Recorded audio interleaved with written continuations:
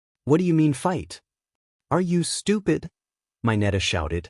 Maybe a little. Karo, you shouldn't talk about yourself like that, Midoriya-chan. These guys can kill All Might. You're contradicting yourself, idiot.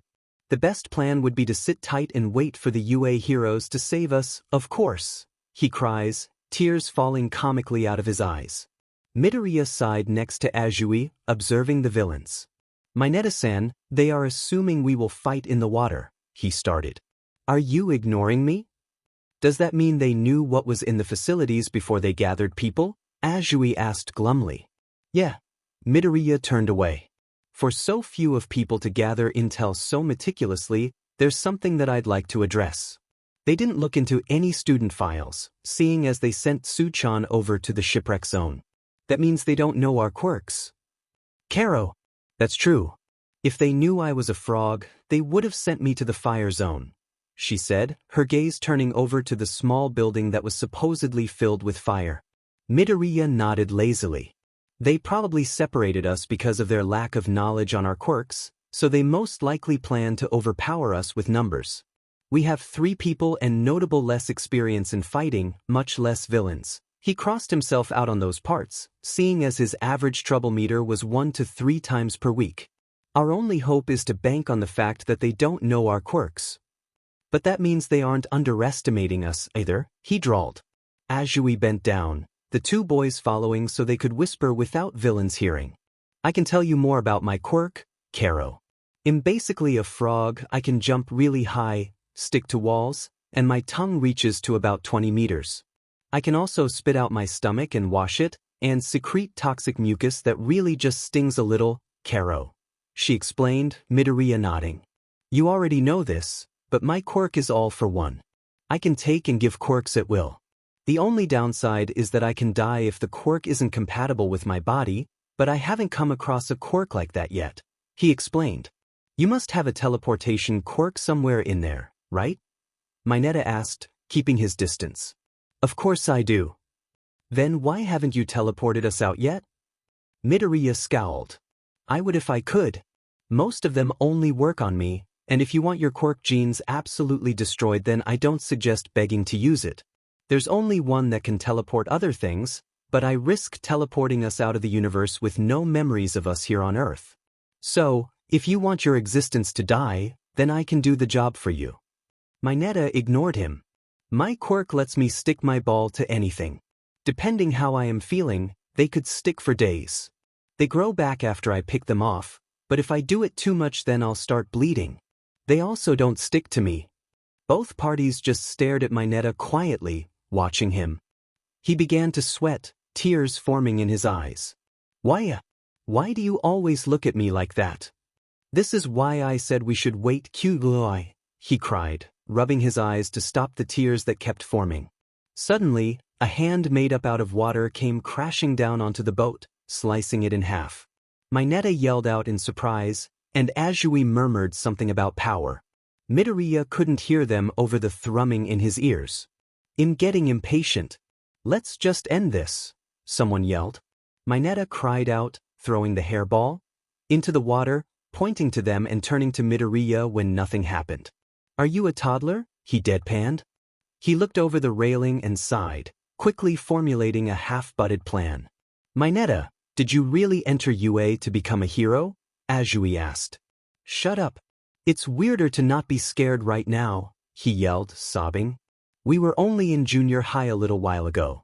Who would have thought we would almost be killed right after we started school? I wish I could have at least touched Yaoyorozu's melons first. That got Midoriya annoyed. He took a deep breath and imagined he was Bakugo. Shut your fu goddamned a-hole grape sheet, he yelled, bewildering the 2 others. He cleared his throat. Sorry, I couldn't think of another way to get you to stop talking. That was my Katsuki impression. Anyways, I have a plan. Su-chan, grab Mineta-san and jump overhead. Mineta-san, use your quirk to make all the villains stick, or at least just get the things in the water. I'll create a whirlpool and Su-chan can grab me, or not, I don't really care, he shrugged. The both nodded, Mineta a little bit more hesitantly, and Azui grabbed Mineta and hoisted themselves into the air.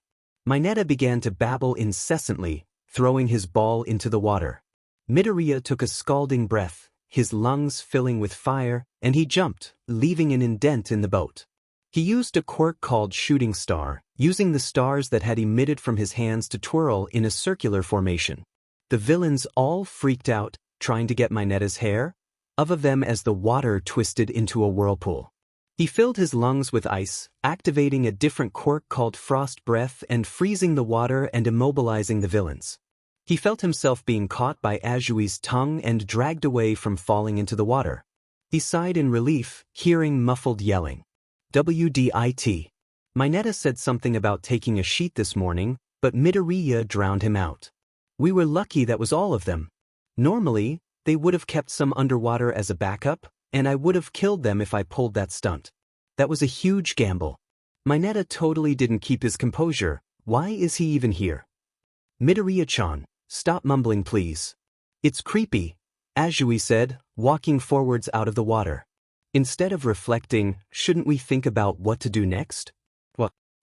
Yeah, he felt a sharp pain in his side, making him look over and roll up his shirt carefully. It was a bruise from this morning when his dad made him late. His stomach and arms were sore with cuts and bruises, and he remembered the burn marks on his back from his father's quirk. This was the worst day to be injured. Where did that come from, Midoriya-chan? Azui asked. None of the villains touched you, Karo. It's old. Don't worry about it, he said, letting go of his shirt. It doesn't look old, she said, frowning. Drop it, he glared, turning to her before realizing what he had done. Sorry, he quickly apologized, walking forward. She said nothing but walked in par with him. We could try for the exit and stay away from the plaza, he suggested. But I think Eraserhead-sensei is overexerting himself. Eraserhead-sensei? Mineta asked. Do you mean Aizawa-sensei, Karo? Midoriya nodded. I want to help him, he said bluntly, burying his face in his mouthguard. You're the biggest idiot I've ever met. How can someone be so stupid? Mineta whispered. I don't plan on doing anything that'll get in his way, just subtly helping from the sidelines. He shook his head. For now, though, let's just watch. They swam over to a little ledge, where they peered over at the fight. Aizawa was panting, still pushing himself and taking over villains. He elbowed one in the chest, while jumping over two and stomping on them with the help of his scarf. 23 seconds, the handman said, running towards Aizawa. 24 seconds. 20 seconds. 17 seconds, he reached for Aizawa, who dodged and elbowed him in the stomach, sending him backwards. Azui and Mineta made sounds of delight and happiness, whilst Midoriya watched them with a calculating stare. He knew Aizawa was getting burnt out. These victories he was gaining wouldn't last for long. He'd need another party member. His hand was on Aizawa's elbow. It's hard to see because you keep moving around, but there's an instant where our hair falls down. That's when you've finished an action.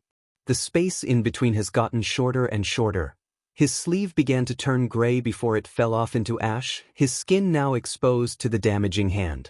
His skin crackled, flaking off so that you could see the muscle.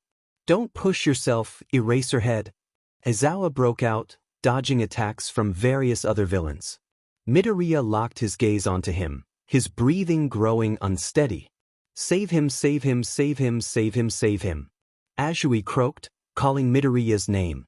He ignored her, his eyes blown wide as he began to hyperventilate. You promised for them to come unscathed. You have broken an oath. Save him before he suffers permanent damage. Save him before he dies. He's going to die. He's going to die. It will be your fault. He couldn't hear anything, the deafening sound of static starting to grow louder, louder, louder. Bugs. The bugs came back. Cockroaches, under his skin, intertwining with his muscle. Ants crawled through his throat, making him unable to speak. He wanted out.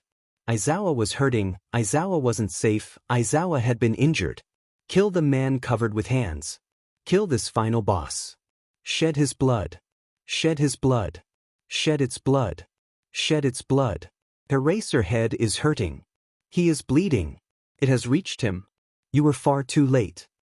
Midoriya watched with heavy breathing as his teacher was thrown to the ground. White flashing lights echoes behind his eyes and he felt himself growing more and more unsteady. Midoriya-chan, Kero. Snap out of it, Azui said, shaking Midoriya's shoulder. What's wrong with him? Is he going to go bats hit and try to kill us all? Mineta cried, moving closer to Azui. He just saved us, Mineta, she pointed out. Commotion was sounding all around them. There was shouting from where they had first started off, a deep voice saying something like, "Go!" The grunting pained noises from Aizawa who lay bloodied and battered on the floor. There was shouts of yelling coming from all areas, filling their thoughts with the remembrance that this was real. The creature had pinned Aizawa down, twisting his arm in a painful way. I'll tell you, Eraserhead. This is the anti-symbol of peace, the bioengineered Nomu. The creature let out a shriek at the mention of its name. Midoriya scratched his neck, his skin flaking and exposing dots of blood. Eraserhead-sensei. Eraserhead-sensei. Eraserhead-sensei. He repeated like a mantra. He watched as the Nomu pulled harder, shattering the bone. Midoriya-chan, Kero, why don't we go up there with our classmates? We'd be with 13, Kero, and we won't have to watch this. Azui suggested with Mineta nodding ferociously. Please stop hurting yourself, Kero. Save him. Save him. Save him. Save him. Save him. He's going to die, he said, watching the man talk and searching for an opening. What? It's creepy now. Let's just leave it here, Mineta cried. That isn't very heroic, Mineta. Midoriya. They were interrupted by another agonizing scream that just made Midoriya's heart race faster, faster, faster, and his nails move deeper into his skin to reveal more blood. Midoriya! Azui cried out, moving her hand to his own. Don't you dare choke me right now, not when I'm focusing, he growled, watching every movement the Nomu made. Choke you? She asked, but was ignored. The mist villain appeared beside the man. Shigaraki Tamura, he said, gaining the handman's attention. Kurogyri. Did you kill 13? He asked. Kurogyri and Shigaraki. Kurogyri and Shigaraki. Kurogyri and Shigaraki. He murmured so that he didn't forget. I have immobilized 13, but there are some students I was unable to disperse and as a result of it, one has gotten out, he said, an almost regretful tone seeping into his voice. Huh? The man Shigaraki, Midoriya reminded himself, asked. He reached a hand up to scratch his neck, something Midoriya had just stopped doing, but looking at him now made him want to start up again. Kurogyri, if you weren't so essential to the party, I would have killed you by now. He stopped suddenly, letting his hands rest at his sides.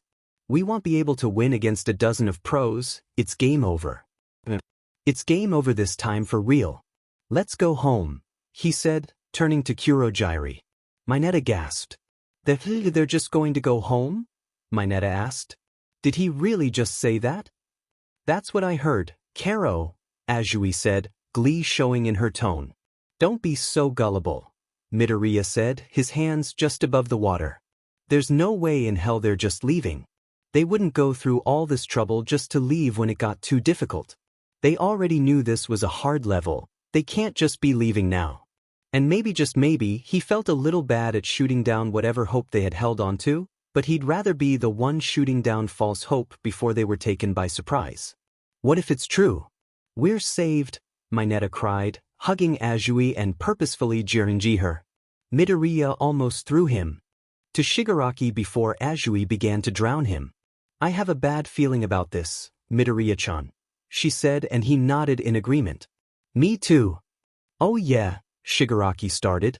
Before we leave, let's smash some of the pride in the symbol of peace. He smiled behind his mask, the manic behind his eyes staring at the three teenagers in the water. Suddenly he was in front of them, reaching for Azui. She will die. You cannot rely on pros. Eraserhead won't be there to erase the Quirk. She is going to die. You are going to watch her die. She will die. Mikumo Mikumo Mikumo Mikumo. Siver. Midoriya pushed her out of the way, feeling a hand drop on his face. His heart sunk to the bottom of the shipwreck zone, fearing how badly this may traumatize the other two. He looked up at Shigaraki, watching him as his cheek began to decay. Sharp bursts of hot, white pain coursed through his face, making him groan. The decay abruptly stopped, confusing him before remembering Aizawa was still there. But he was just too late. Amazing! Izuku-chan. The villain smiled behind the mask. I wonder how it will sound like if you scream. Midoriya stared up at him, panting and out of breath. Only my dad can do that, he said, jumping up and out of Shigaraki's reach to activate that unnamed quirk from Toshiaki now. He spun around and tried to hit Shigaraki, but the tendrils connected to a body that wasn't his. It was muscly, fleshy, a disgusting texture. It squawked, and Midoriya then knew it was the Nomu. Crap, he mumbled, the Nomu still and unmoving as his tendrils stabbed into the flesh. So cool. Izuku-chan is so cool, Shigaraki mumbled to himself. I want to see if I can hear you yell. Nomu, the pupil of the bird-like creature, turned on him. Hurt him, but don't kill Izuku-chan. I want him in my party. Midoriya's eyes widened, turning to look at Shigaraki, who was just standing there. The Nomu grabbed his arm, spinning him around to face him, and grabbed his face like he had done with Aizawa, smashing him into the ground. One life for the price of good deal. He kept his jaw clamped shut, the Nomu repeatedly hitting his face onto the ground. He swung him around by his arm, twirling him around and throwing him across the building. He groaned in pain, spitting up blood as his arm was totally broken. The Nomu approached once more, coming closer, closer, closer. We can help you. He felt a quirk being activated. Why was it activating? Stop it. Whips that came from his hand entangled themselves around the Nomu, squeezing him tightly. Death whip, death whip, death whip, that's death whip. Stop it. The squawking and screaming emitting from the bird-like monster would fill his nightmares for weeks. They will never fade. I killed something. What even is it? It will die. That is all right. Midoriya coughed out more blood, swaying on his feet.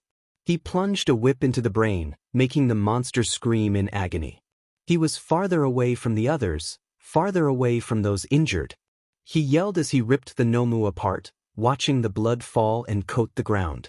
Oh, Izuku-chan destroyed my Nomu, Shigaraki smiled.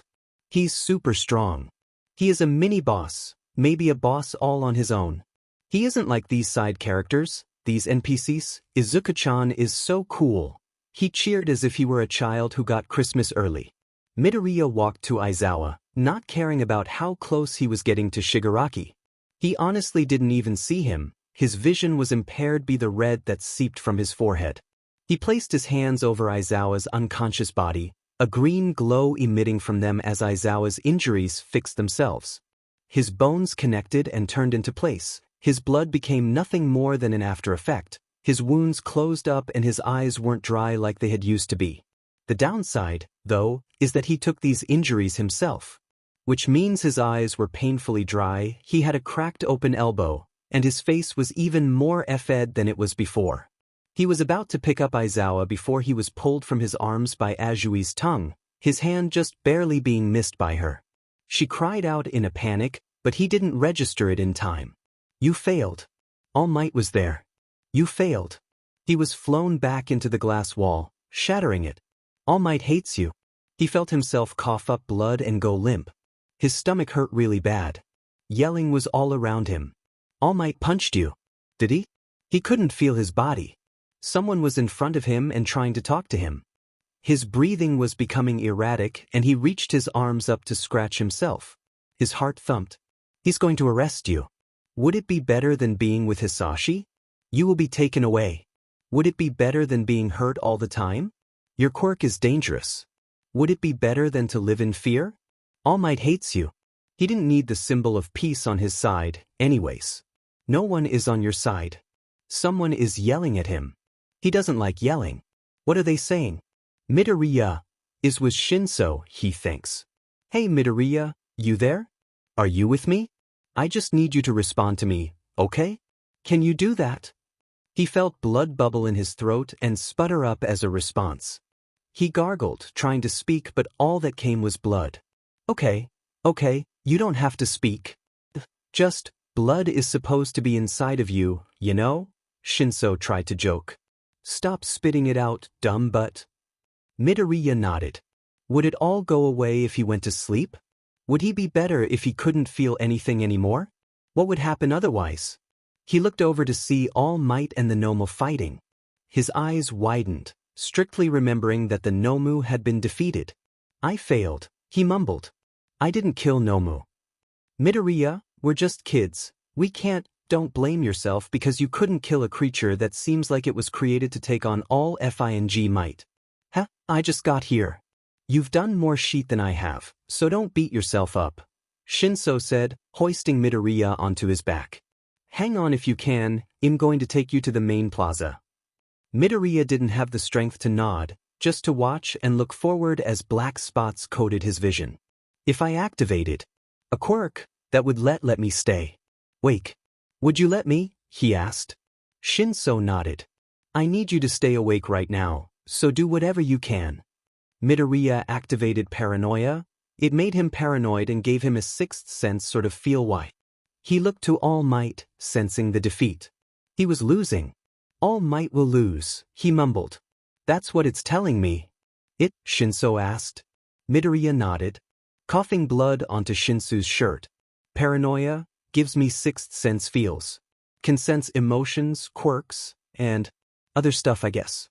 All Might, he pointed a finger to him. Defeat. Shinso shivered. We'll have to wait for the other heroes to interfere, Midoriya. We can't just. He felt the weight being lifted off his back and Midoriya was a couple spaces in front of him, already running towards the commotion. Son of A-, he sighed, running after Midoriya. I'm not letting my only Fing friend die before I can tell him how much of an idiot he is. Midoriya panted as he ran, blood obstructing his lungs. Even if you're the biggest a-hole I've ever met. Even if you crush my dream over and over. Even if you hate my goddamned guts. You're still the symbol of peace, goddammit. Kids can't grow up without a good idol. Don't just become a memory, you effing idiot. He reached for All Might, but Kurogyari appeared in front of him. Not so fast, he said as Midoriya seemed to move in slow motion. He couldn't help anyone if he was nowhere. He was going to be teleported. Kurogyari is in front of him. Where will he be teleported to? What will happen? Will he? An explosion interrupted his thoughts. Get the F away, a-hole. You shouldn't be moving, Bakugo yelled, making the mist dissipate. Shinso caught up with them, panting slightly. F-, you run fast. Midoriya might have retorted with something sad and snarky, but now wasn't the time. Bakugo grabbed the metal plate that was Kurogyari's body and slammed him to the ground, Shinso yelling insults and questions to him in an attempt to use his quirk. Ice ran across the ground, trailing up the Nomu's lower body and up to its other half. All I heard is that you all are here to kill All Might. All Might loosened the monster's grip, flipping out of the encasing and landing next to Todoroki. Kirishima dove forward and attempted to grab Shigaraki, who had narrowly dodged the attack. Dimin. I didn't get to show off, he yelled, smiling. Stop acting so stuck up, foggy beastie. Shinso sneered, smirking. The symbol of peace cannot be killed by the likes of you, Todoroki said in his monotonous voice. Midoriya stood, swaying on his feet. Everyone's here, and I'm the only useless one. Ha! He wiped away a little blood, coughing out some more into his sleeve. The four students watched Shigaraki, who stood still. Kurogyari. Our entrance and exit has been blocked. We're in a pinch. Bakugo smirked. You careless bee, you're just what I'd thought you'd be. He pressed him harder into the ground. Only certain parts of you can turn into that Fing warp gate. It covers your entire body, right? Back then, in the Fing beginning of this entire sheet show, if you were completely made of mist you wouldn't have said, that was close. Shinso only smirked too, a dark expression crossing his face as he crouched to the ground. Don't move. If we feel you are moving suspiciously, then Bakugo over here can blow you to pieces. Just the perks of a strong quirk, you know. But don't think Bakugo is your only enemy, sheethead. You two aren't very hero-like, Kirishima said awkwardly, sweat dropping down his face. In addition to capturing him, they're almost all uninjured. Kids these days are amazing. They make the League of Villains look bad. Shigaraki paused, turning to the immobilized creature. Nomu! It squawked, moving its body forward. The warp portal disappeared and its body broke through the ice, leaving his frozen arm and leg behind. Todoroki looked at it dumbfoundedly. Whoa, even if it's half dead and broken, it can still move, Midoriya observed. Stay back, everyone, All Might commanded. The Nomo's arm broke through the ice like glass as it replaced itself, muscle forming in place of the missing limb. All Might looked in disbelief. Its quirk isn't shock absorption? I didn't say that was all he had, Shigaraki chuckled. This is his regeneration. Nomo has been modified to take you at 100%, he's a super efficient human sandbag. But first, we need to get our escape route back. Nomu. The Nomo flung itself at Bakugo, who was still holding Kurogiri to the ground. Midoriya ran towards him, in an attempt to at least take the attack for him. The wind built up and all 5 of them were blown away, backwards and far away from it. Midoriya bounced back into action. Catch dash. Kaken? You dodged, he asked, looking to Bakugo. Shut the F up, scum, he growled. Midoriya knew he was stressed, so he'd become extra snappy.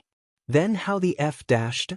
Shinso trailed off, looking up towards where they had been moments before only to see All Might there. Oh!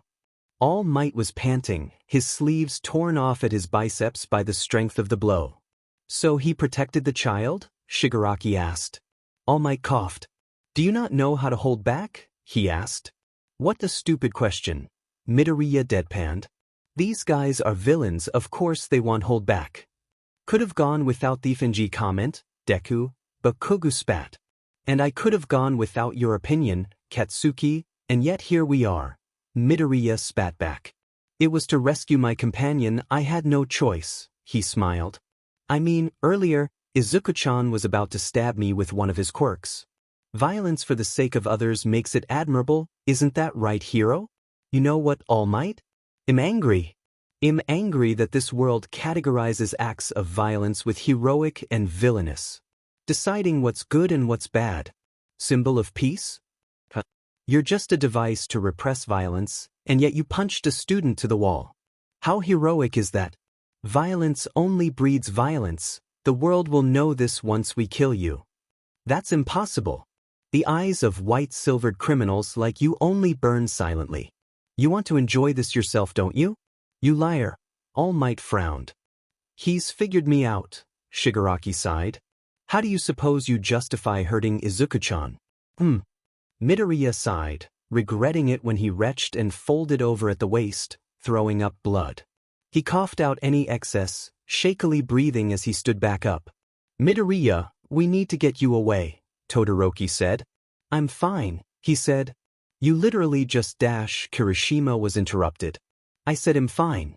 Don't you dare try and make me useless again, I'm fighting. He heaved a breath, coughing a bit before exhaling. Todoroki continued a little hesitantly. It's 3 against 6, he pointed out. Katsuki already exposed Kurogiri's weakness, Midoriya said, going into an offensive pose. We might not be able to take them down, but if we just back up. All Might. Kirishima trailed off. We can push them away. No. All Might interrupted them. Run away, this should not be your battle, he said, placing a hand in front of them. Todoroki looked down at his hand. You would have been in a lot of trouble if I hadn't done anything earlier. That was a different story, young Todoroki. Thank you for that, but now you must go, he clenched his fist. It's fine now. Just watch from the sidelines as a pro gives it his all. Midoriya watched him, seeing his form tremble. He's losing steam. He will need help. Nomu, Kurogiri, get him, Shigaraki said. I will deal with the children and Izuku-chan. He smiled at just uttering the boy's name. Let's clear this and go home. Shigaraki ran to them, but before he could even get past All Might, they were all blown away. F dash, Shinso yelled, trying to grab onto anything in sight. Todoroki and Kirishima were holding their own, Todoroki making ice and grabbing it whilst Kirishima plunged his hand into the floor. Bakugo and Midoriya were flung back as well, Midoriya landing the farthest away due to his lack of weight. Deku, Bakugo shouted, grabbing onto Midoriya's hand. We can't help them now, Oi. We need to get the F out of here. Yeah, I kinda guessed that, a-hole. Shinso yelled back, his feet scraping the floor. The other two where? Todoroki and Kirishima are over there, we'd need to grab them and run. Midoriya said, gritting his teeth as he tried not to die all over again. Todoroki. Kirishima. We're bouncing like right now. Get your buttes moving. Vamos, follow the words of Dora the Explorer. He shouted with his hands cupped over his mouth, grabbing Bakugo by the shirt and tugging him towards the plaza. Who the F even is that, eyebags? It's some effing American show, I don't know. Midoriya felt himself being set onto the ground, faces hovering over him. Karo, do you think he'll be okay? Azui asked someone. Do I look like a FNG doctor to you, frog face? I don't offend you, no. Midoriya felt blood rise to his mouth and he puked some more out, it spilling onto the concrete. Some people shrieked or gasped, but he couldn't differentiate their voices. Izugyuveho. Stay awake or I will kill you. I'm sorry, Kaken, he mumbled. I feel like I'm dying. Probably because you are FNG dying. Don't say that, Kirishima yelled out. That's just going to make me panic for him. Midoriya doesn't look too alive, though, Kaminari pointed out. He did get beaten by that Nomu, Karo, and saved me from the man who can decay. He also used a healing quirk to heal Aizawa-sensei, Karo, but he got all his injuries. Open your eyes, Bakugo yelled, slapping Midoriya's cheek. I'm sorry. Gogu.